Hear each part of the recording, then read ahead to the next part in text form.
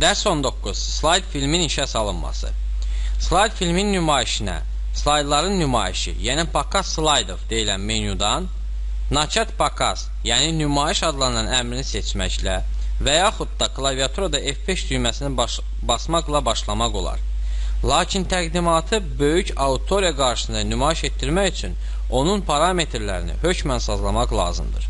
Bunun üçün Pokaz slaydov deyilən menyudan Nastroyka prezentasiya, yəni nümayişin parametrləri adlanan əmri üzərində mausun sol düyməsini bir dəfə sıxın.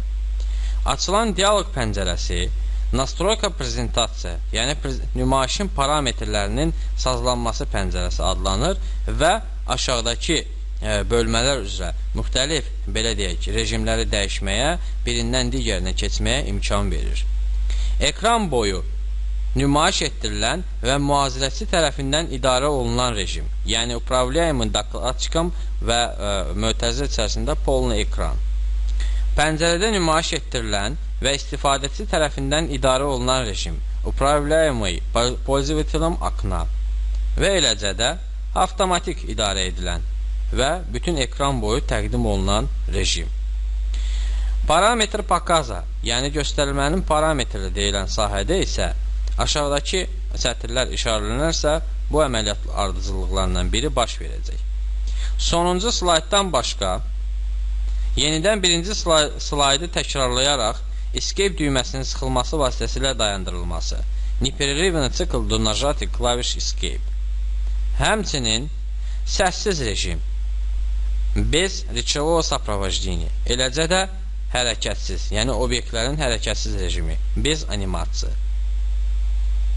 Seçmə slaydları nümayiş etdirmək üçün birinci slaydın sayını sayğacın başlayaraq S deyilən sahəsində qeyd olunur. Məsələn, deyək ki, 1 yazırıq və axırıncı slaydın sayını, məsəl üçün 3 rəqəmi qeyd olundu. Bizdə avtomatik olaraq 3 özü yazıldı. Ona görə ki, bizdə 3 dənə slaydımız təqdimatda mövcuddur və olmasa özümüz əlindən də yaza bilərik. Slaydların avtomatik keçidini ləğv etmək üçün idarə olunan Произвольный Pokaz deyilən sətr qeyd olunmalıdır. Bizdə hal-hazırda passivdə, əgər sizdə bu aktivdirsə bunu qeyd eləyə bilərik. Bu zaman slaydların idarə olunması, belə deyək, slaydların avtomatik keçidi ləğv olunur və idarə olunan rejimə keçir. Smena slaydov adlanan bölüm isə bir slayddan digər slayda keçidin parametrlərini tənzimləmək üçün nəzərdə tutulub. Hal-hazırda bizdəki nümunədə po-времени qeyd olunur. Yəni bir slayddan digər slayda keçid məhz vaxtla ölçülür. Əgər biz bunu ruçnu, yəni əl üsulu ilə özümüz idarə etmək istəsə, onda ruçnu sətr qeyd olunub, OK düyməsi sıxılmalıdır. Parametrlər qeyd edildikdən sonra OK düyməsini sıxın və beləliklə biz slayd filmin nümayişi üçün lazım olan parametrləri tənzimlədik. Çox sağ olun.